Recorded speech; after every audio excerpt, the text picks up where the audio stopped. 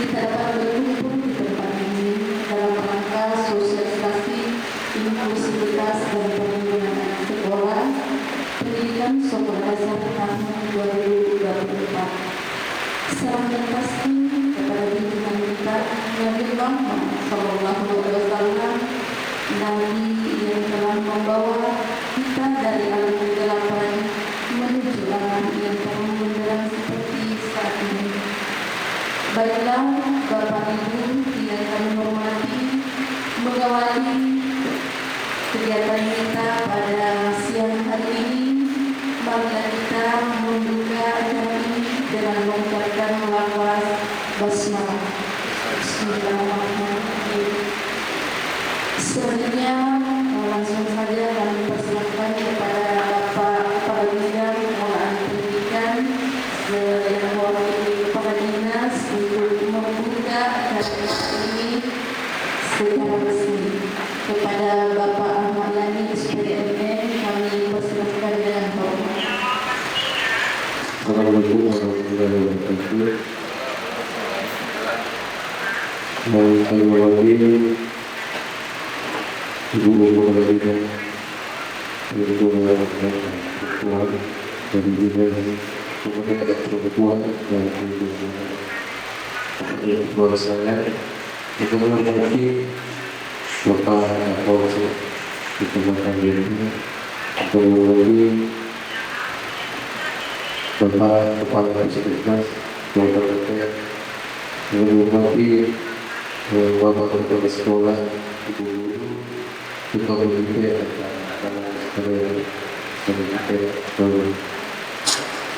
kawan-kawan di seluruh Indonesia, Pak Mahmud kepada kita semua, karena alhamdulillah kepada diri kekuatan kesehatan hati untuk bersama-sama di tempat ini.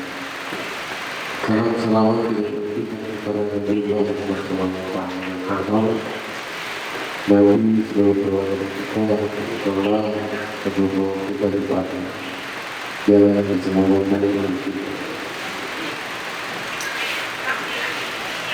Kami sampaikan untuk memohon dari Bapak kita ini sendiri bertemu dengan saya karena istrinya sebenarnya beliau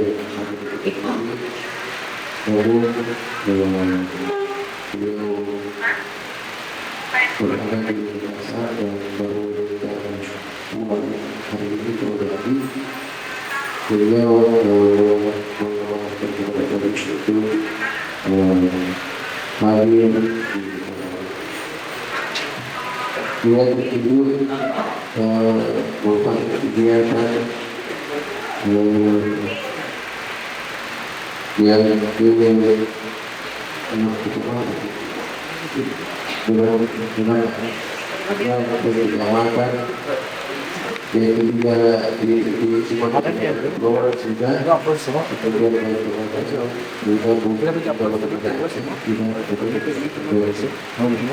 ini saya lagi ini karena adanya kebijakan bahwa kemudian sekolah itu harus benar-benar bisa tidak atau bukan bersih. Jadi sekolah tidak ada sekolah inklusif. Di mana yang berkebutuhan khusus dia tidak diterima di sekolah. Untuk itu sebelum betul-betul kebijakan itu dianggarkan, ternyata sosialisasi sampai terjadi hal yang tidak ingin kita betul-betul dengan itu dihadirkan 3 pemilih telah hadir di kita. Pertama dari Dinas Pemberdayaan Perempuan dan Perlindungan Anak, dan dia akan menjelaskan terkait pemulihan anak. Kemudian hadir juga misalnya kita Bapak Kapolsek, tentunya ada pemaparan terkait bagaimana segi guru kemudian ada keluarga, ada kekerasan, perlahan ini kita Pak Kapus, kalau tentunya akan membahas lebih jelas dampak-dampak apabila terjadi penurunan mungkin kiat-kiat bagaimana pemerintah apabila ada yang dapat itu. Dengan itu yang dapat kami sampaikan dan mengajarkan semua buka ini menggunakan apa Bismillahirrahmanirrahim. Demikian dengan perbincangan Assalamualaikum warahmatullahi wabarakatuh. Jadi itu kesempatan pertama kami serahkan ke Kapolsek Menteng terdahulu. Kesempatan kedua kepala bidang perlindungan anak, terakhir Kapolda. Dan selanjutnya langsung saja kami persilakan kepada Bapak Kapolsek Menteng untuk mengangkat materinya. Dan menghormati kepada ketua komite yang sempat hadir, kepala sekolah dan guru-guru dan sekalian yang warga sekolah. Bagi sekolah tentunya kita ajarkan bagaimana sebenarnya karena pada siang ini kita bisa berkumpul di tempat ini. Jadi sebuah silaturahim dalam rangka sosialisasi inklusivitas dan keberagaman dari Salam dan salawat semoga tercurah kepada Nabi Muhammad SAW kepada keluarganya dan semuanya kepada kita sekalian. Baik, di beberapa kata saya bahwa materi ini hanya sekilas, jadi mungkin lebih banyak supaya pertemuan kita ini bisa ikut, kita ada komunikasi informal. Jadi kami hanya menyampaikan sedikit-sedikit saja regulasi-regulasi yang terkait. Kemudian kebanyakan ini biasanya ada persoalan-persoalan di dunia pendidikan atau di SD itu yang lebih harus dibahas apa solusinya dan apa keluarnya. Nah, baik ini masuk materi. Jadi materinya sesuai dipersilakan dalam sosialisasi aktivitas dan perlindungan anak sekolah pendidikan dasar tahun 2008. Kemudian regulasi atau dasarnya undang-undang dasar ya undang-undang nomor 2 tentang kepolisian, undang-undang nomor 14 tahun 2005 tentang guru dan dosen, kemudian undang-undang nomor 11 tahun 2012 tentang perlindungan anak, undang-undang nomor 35 2014 tentang perlindungan anak. Kemudian Peraturan Menteri Pendidikan dan Riset dan Teknologi Nomor 46 2003 tentang pencegahan dan penanganan kekerasan di lingkungan satuan pendidikan. Kemudian yang selanjutnya selanjutnya dari dan lanjut hierarki perundang-undangan itu kami berbicara undang-undang ada hierarki dari struktur perundang-undangan kita itu. Yang pertama yang paling atas adalah undang-undang dasar. Jadi semua undang-undang ini tidak bisa bertentangan dengan undang-undang dasar yang mati dari sampai negara kita. Kemudian yang kedua adalah MPR. Kemudian yang ketiga adalah undang-undang sendiri, juga undang-undang untuk pidana, undang-undang untuk pidana. Kemudian di bawahnya undang-undang dan peraturan pemerintah yang teknisnya undang-undang yang dibuat itu. Kemudian dibuat lagi peraturan pemerintah atau peraturan menteri yang berlaku di lingkungan kementerian juga. Kemudian keputusan presiden. Baru peraturan daerah. Itulah hierarki. Kenapa saya sampaikan ini? Karena jadi aturan yang di bawah tidak bisa bertentangan dengan aturan yang di atasnya. Jadi kalau kita buat aturan di sekolah tidak bisa bertentangan dengan peraturan daerah dan aturan yang ada di atasnya. Nah, seperti itu.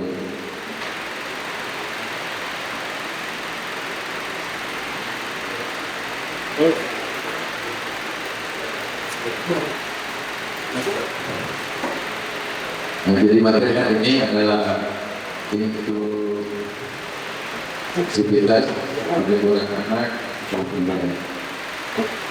Kemudian sedikit saya masalah definisi dulu sekitar pendidikan adalah pendekatan pembelajaran yang memastikan semua siswa mendapatkan kesempatan yang sama untuk belajar dan berkembang. Pendidikan inklusif menekankan pada penerimaan dan penghargaan kepada berwakalan tentang menciptakan suasana belajar yang adil. Dan pengantar tadi dari Pak Kadip sudah sampaikan bahwa ada rencana akan sekolah itu akan dijadikan sekolah inklusif. Tapi kita akan menerima murid yang tidak normal hasilnya, tidak seperti biasanya. Kalau sekarang kan di SLB, jadi mungkin pertimbangannya bagi saja ya. Mungkin pertimbangannya kalau anak-anak yang juga ada seperti dekatnya di rumahnya, kemungkinan SLB jauh mungkin yang masih karena SLB ini tidak ada di pulau, tidak ada di hanya ada di ini landasannya sampai ya kemudian sekolah itu menjadi ini bisa kita harus sekolah itu harus bagi kita ada tenaga pendidik itu paham dengan bahasa bisu ya, kalau orang bisu juga gitu jadi membentuk sekolah menjadi sekolah inklusif kita harus sudah siap dan sarana dari teman-teman dan sampai kalau dia disabilitas tingkat kursi pun itu termasuk sarana dan sarana masing dan tenaga pengajarnya itu bilang saja biar prinsipnya ini setiap orang semua setiap orang dan tidak kecuali orang tua juga kalau dia perlakukan anak tidak sesuai dengan norma hukum norma adat dipidana dengan pidana penjara paling lama 5 tahun atau denda paling banyak 100 juta. Kemudian pasal 36B-nya dia setiap orang dilarang menempatkan, membiarkan, melibatkan, melibatkan anak dalam situasi perlakuan salah dan penelantaran. Kita mengartikan ya apa jadi penjelasannya kalau kita tidak mau. Dan kiranya ada hal yang ingin ditanyakan, mungkin Bapak Ibu ditampung dulu. Nanti di akhir kita akan buka sesi tanya jawab. Dan baiklah Bapak Ibu yang kami hormati serta Ibu sekalian yang kami banggakan. Selanjutnya kami langsung saja persilakan kepada Kepala Bidang Perlindungan Perempuan dan Anak untuk memaparkan materinya. Kepada Ibu kami persilakan dengan hormat. Dan juga terima kasih atas kehadiran dari Bapak Ibu yang sudah bersedia mengorbankan waktu tidur siangnya untuk sama-sama hadir di tempat kita. Dan semoga kehadiran kami di sini bisa bermanfaat. Meskipun saya tahu bahwa kondisi yang kurang kondusif agak susah juga nanti, tapi yang adalah nanti biar sedikit. Perkenalkan saya Mayani sebagai Kepala Bidang Perlindungan Perempuan dan Perlindungan Khusus Anak. Saya diamanahkan oleh Pak Kadis untuk mengisi kegiatan sosialisasi inklusivitas dan perlindungan anak di satuan pendidikan khususnya di sekolah dasar. Kehadiran saya di sini adalah untuk memaparkan atau berbicara sedikit terkait dengan prinsip-prinsip perlindungan anak yang tidak bisa kita abaikan di dalam lingkungan satuan pendidikan. Karena ini diatur di dalam Undang-Undang Nomor 35 Tahun 2014 tentang perlindungan anak.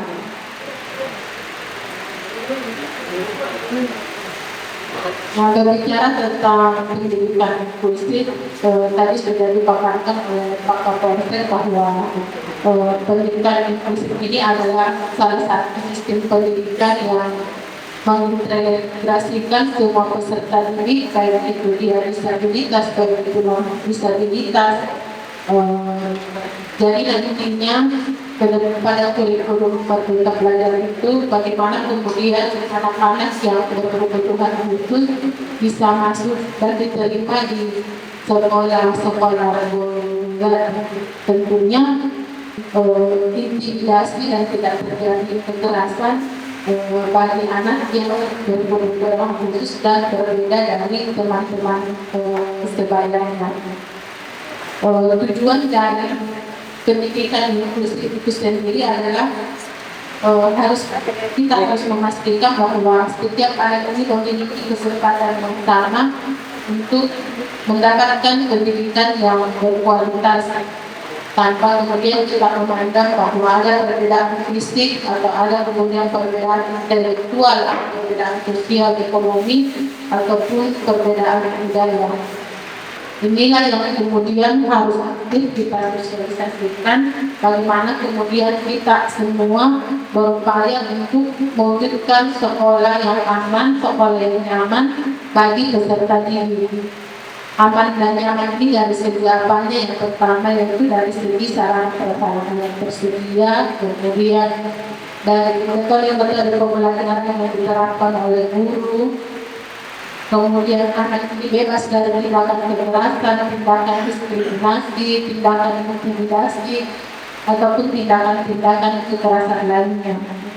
Selanjutnya adalah ada komposisi anak, ada juga kebijakan zoning untuk akses pendidikan setara. Selanjutnya adalah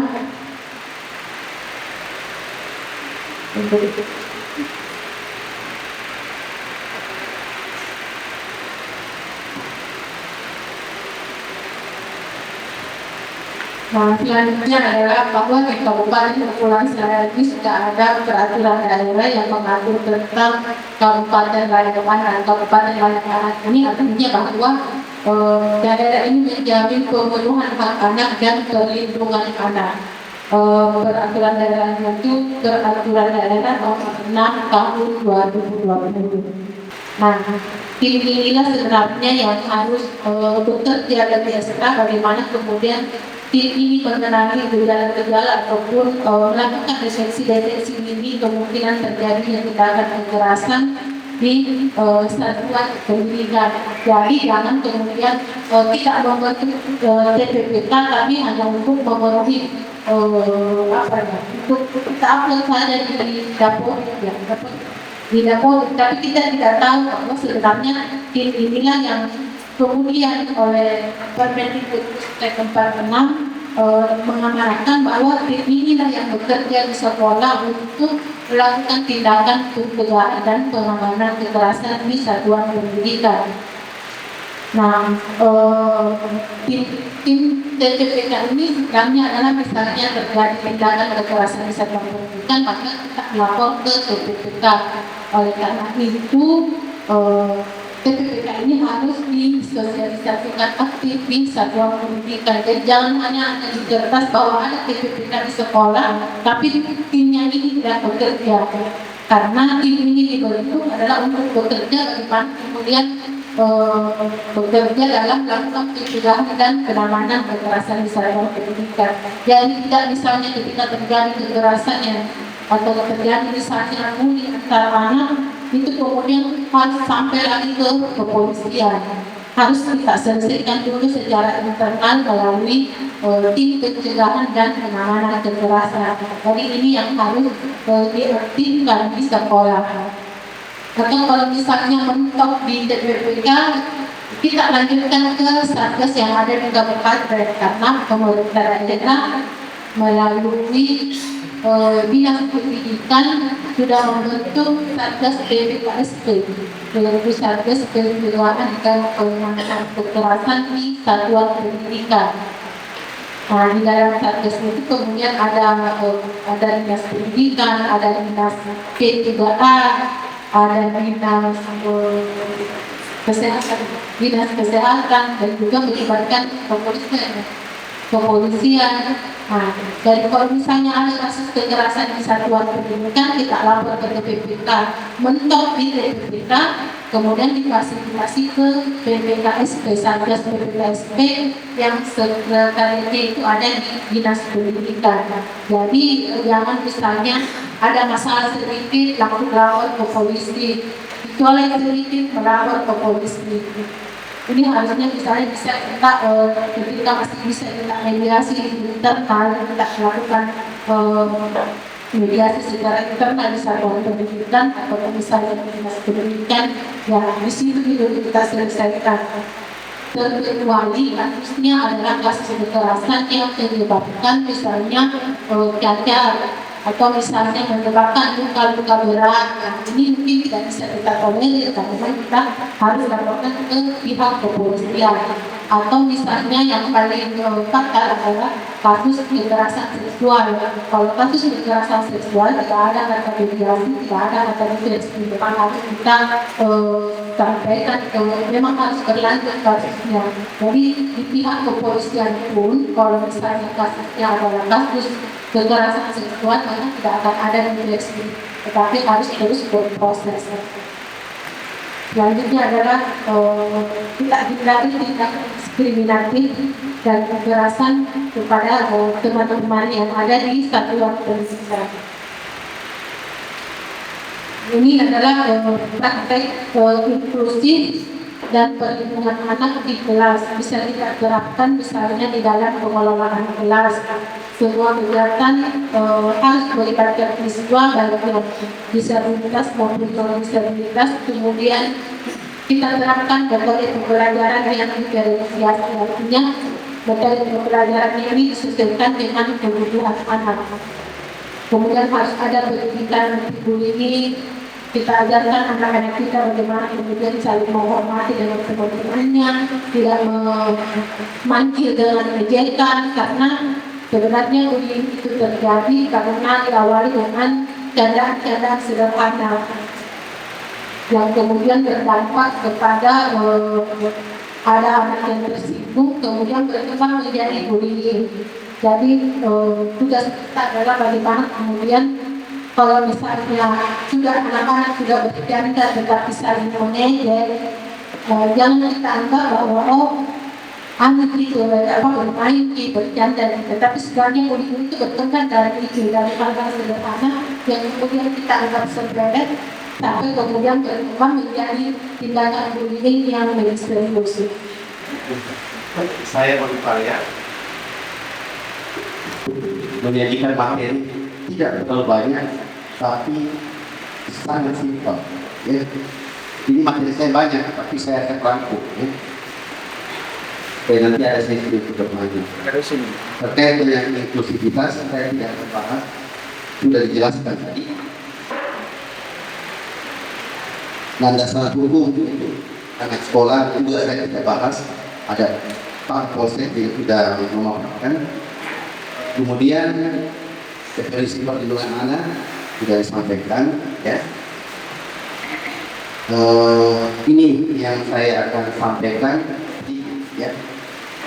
Bentuk kekerasan yang terjadi pada anak yang ada di tingkat sekolah, di tingkat pendidikan. Yang pertama itu adalah kekerasan fisik, baik itu dilakukan secara verbal dan non verbal. Nanti kita akan lihat contohnya. Kemudian kekerasan secara fisik, psikis, perundungan, kekerasan seksual, ini yang sudah mulai marak terjadi. Ya, ini sangat tinggi. Saya sangat setuju bahwasanya sudah disampaikan tadi, kalau itu terkait dengan kekerasan seksual, jangan ada mediasi, tapi proses pidana.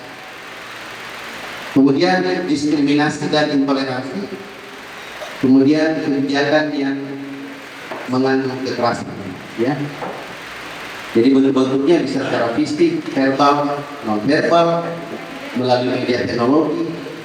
Kemudian pada saat melakukan pembelajaran online dan sebagainya. Ya.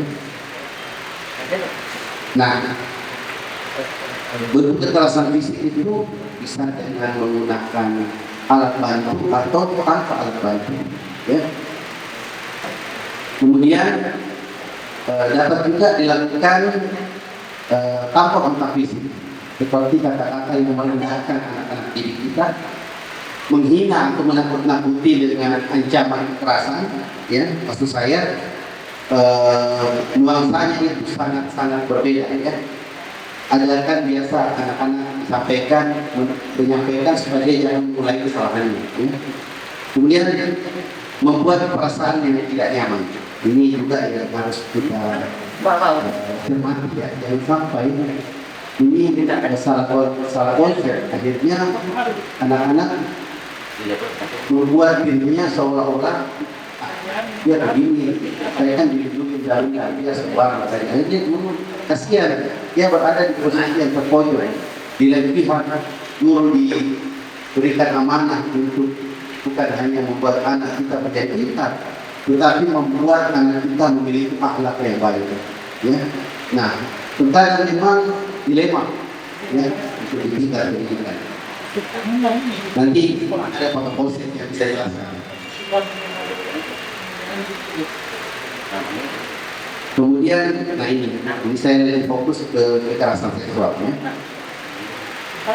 Beberapa bentuk kekerasan seksual ini ada di dalam Permendikbud, ya, pasal 10, ya. Perbuatan yang memperlihatkan alat kelamin dengan sengaja. Ya.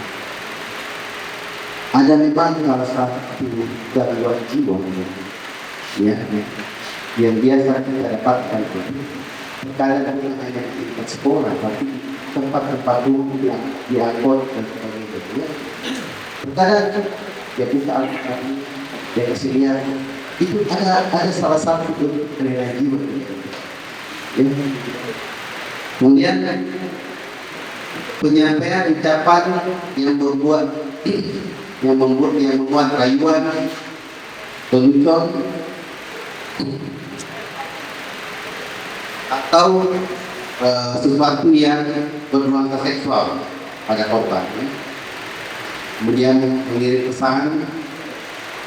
Kenapa? Karena tindakan-tindakan kriminal banyak juga terjadi di tempat-tempat seperti ini. Ya. Nah, itu yang perlu kita sadari. Kemudian perbuatan mengintip. Nah, ini juga mengintip. Ada juga merekam pada saat anak-anak berganti baju. Makanya biasa kita harus di lingkungan sekolah kita harus memotret, ya, tempat-tempat mana yang berpotensi menimbulkan hal seperti ini. Yang pertama pasti di tempat yang jarang orang lewat.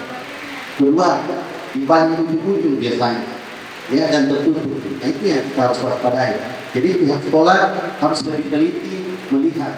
Jadi kalau anak-anak itu yang lagi kurang main, ya, dan sebagainya, misalnya ada grup weekend, mungkin bisa ada satu orang yang mungkin sebaiknya keliling, ya, melihat lingkungan sekolah mana anak-anak yang mungkin berkeliaran dan sebagainya, atau ada anak-anak yang beraktivitas bukan di dalam kelas. Nah, objek-objek yang ada di sekolah kita orientasi yang mungkin kalau anak-anak sama anak-anak itu biasanya kan paling hanya berkelahi dan sebagainya berlangsung. Tetapi ada objek lain yang harus kita antisipasi.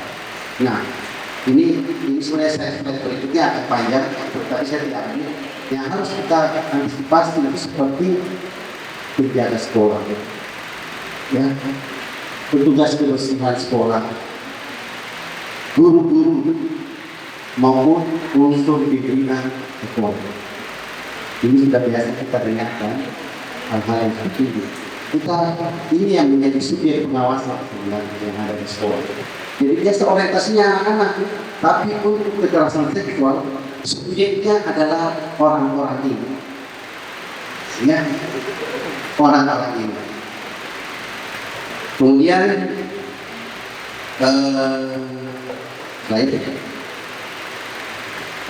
nah ini juga terkait dengan diskriminasi dan toleransi, tidak terlalu banyak. Ini masalah biasa antara di lingkungan sekolah, ada perbedaan warna kulit, ada perbedaan suku, ada perbedaan agama, biasa di dunia pendidikan.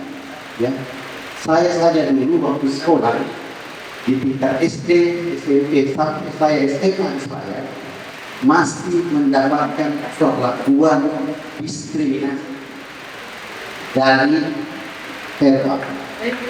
Itu menggambarkan bahwasannya saya hanya membilang bahwasanya orang-orang yang seperti ini adalah orang yang tidak paham terhadap profesinya sebagai pengajar. Justru saya lebih salut kepada guru-guru saya yang waktu saya SD, dengan notabene dia adalah guru agama Islam. Dia sangat baik, ya, mengajarkan hal-hal yang positif kepada kami. Ya, saya waktu SD saya minta maaf, saya belajar agama Islam dari kelas 1 sampai kelas 6 SD. Ya, jadi saya otomatis tahu. Saya kalau dulu saya hafal di surat-surat Al-Fatihah dan sebagainya. Jadi terkadang anak saya juga pernah cerita, ini sebenarnya tergantung dari guru-gurunya dan ruang lingkup pergaulannya sebenarnya. Ya. Nah, terkadang kita bercerita tentang agama ini, agama ini. Ya. Kita tidak boleh mengganggu-ganggukan agama kita di dalam dunia pendidikan, apalagi dengan berbagai macam agama di dalamnya. Ya. Jadi apalagi menyinggung, ya, dan sebagainya, itu biasa juga terjadi. Ya. Ini banyak sebenarnya bisa diserang. Ya, kalau pihak sekolah yang berjual dan dia didapatkan anak-anak mengalami gangguan penyakit, dia bisa dituntut dengan undang-undang ini. Pertama, Undang-Undang Nomor 18 Tahun 2012 tentang pangan. Kemudian Undang-Undang Nomor 8 Tahun 1999 tentang perlindungan konsumen. Peraturan Pemerintah Nomor 28 Tahun 2004 tentang peraturan pelaksanaan Undang-Undang Nomor 17. Kemudian ini yang banyak dibahas ini tentang kesehatan. Di sini termasuk penjual makanan jajanan yang ada di depan sekolah. Ya. Kalau mau dilihat ada semua di sini. Ya. PP Nomor 28 Tahun 2004 tentang keamanan mutu dan gizi pangan. Kemudian ada surat edaran bersama dari Kemendikbud dan BPOM. Ya, jadi standar. Jadi kalau misalnya bahan makanan pabrikan harus ada izin edar dan BPOM kalau mau dijual di sekolah. Ya. Kemudian juknis kegiatan aksi nasional pangan dan jajanan anak. Tapi untuk bahan makanan yang diolah di rumah dan sebagainya, itu yang nanti kita lihat apa syarat-syarat. Jadi jangan hanya, Bu, ada misalnya guru, Bu, saya mau jual, bisa kasih masuk makanan saya di sekolah. Tunggu sebagai regulasi yang ada di sekolah itu harus memeriksa dulu. Nah, apa yang mau diperiksa? Nanti kita lihat, ya. Nah, ini PP Nomor 28 Tahun 2004 tentang peraturan pelaksanaan Nomor 17. Apakah pedagang makanan boleh berjualan di sekolah? Ya, apakah pedagang yang biasa mangkal di depan sekolah bisa jualan di sekolah? Nah, pasal 202 tentang peran Pemda untuk mencegah faktor risiko penyakit menular telah dijelaskan mengenai jajanan anak sekolah. Pemda harus melakukan pengawasan dan pembinaan kepada pedagang atau penjual di sekitar sekolah. Pemda dalam artian kalau itu berada di dalam objek pendidikan, Pemda itu ada di pendidikan. Jadi sekolah wajib melakukan pengawasan secara internal kepada pedagang-pedagang yang ada di sekitar depan sekolah. Bisa berkoordinasi dengan puskesmas. Ada petugas kami yang siap membantu. Ya. Boleh berjualan, namun memperhatikan aturan yang telah ditetapkan oleh pemerintah pusat dan pemerintah daerah. Banyak di sekolah jual-jual es dengan pewarna yang tidak jelas. Itu ada di Selayar. Ya, pantas banyak anak-anak pulang sekolah biasa batuk, pilek, ya, dan sebagainya. Nah, ini dampak pangan jajanan sekolah. Pasti penelitian terhadap anak yang susah jajan, yang suka jajan lebih dari 4 kali dalam CV itu memiliki resiko tinggi pada penyakit degeneratif. Apa itu penyakit degeneratif? diabetes. Sekarang kasus diabetes pada anak itu tinggi untuk di Indonesia. Itu di RSPM, antrian anak-anak yang masih dalam usia sekolah dasar, antrian cuci darah gara-gara gangguan ginjal. Itu semua dari mana? Itu produk jajanan sekolah yang tidak lama. Ya. Kemudian makanan jajanan umumnya tinggi tepung, gula, lemak, garam, kolesterol. Akibatnya pendeknya bisa menyebabkan obesitas. Ya. Jangka panjang hipertensi, diabetes, penyakit jantung dan kanker. Ya. Jadi peran serta guru berperan dalam mengawasi kantin sekolah melalui kegiatan usaha kesehatan sekolah, yaitu mengawasi pangan dijual, kebersihan kantin, serta memberikan pelatihan bagi petugas kantin.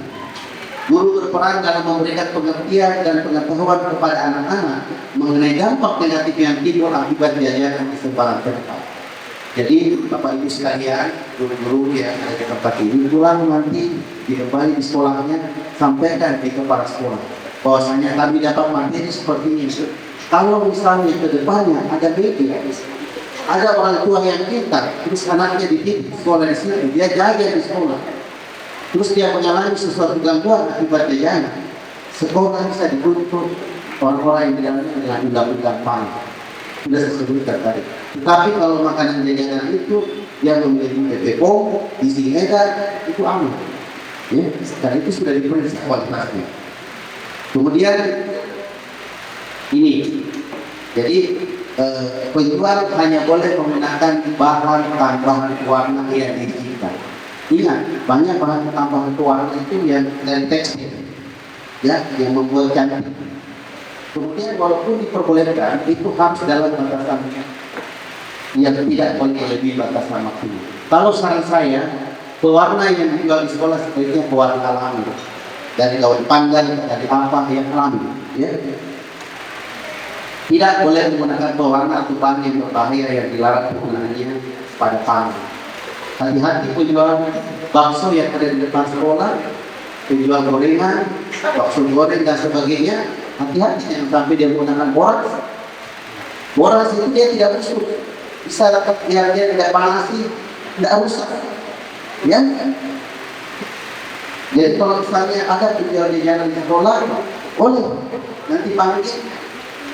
Kita harus lihat dulu bagaimana pemilahan yang dijual tersebut tadi. Yang dijual bahan makanan itu jangan langsung diterima. Harus ada stiker aman diterima di sekolah kalau bisa jangan disuruh mama. Karena sekian. Pertama harus lihat dulu bagaimana caranya dia memilah bahan makanan untuk yang dia buat jajan. Kemudian bagaimana penyimpanan bahan makanannya, kemudian bagaimana pengolahannya, apa-apa bahan yang digunakan, itu bisa dilibatkan teman-teman yang dari puskesmas. Kemudian tempat pengolahannya itu hygiene-nya itu memenuhi syarat tidak? Ingat, meningkatnya kasus demam tifoid tifus pada anak itu karena dari makanan, ya, dari makanan yang dimakan anak-anak. Ya. Setelah dia diproses pembuatannya, bahan-bahan yang digunakan, cara masaknya, kemudian finalisasinya. Ya itu harus dilihat prosesnya. Nanti dinyatakan oke, baru diperbolehkan. Jadi setiap bahan makanan yang masuk di sekolah, tolong disortir dengan baik. Kenapa? Kasihan orang tua menitipkan anaknya di sekolah dengan harapan anaknya bisa mendapatkan, bukan hanya mendapatkan pendidikan, tapi kalau dia mendapatkan jajanan yang tidak aman, anak kasihan.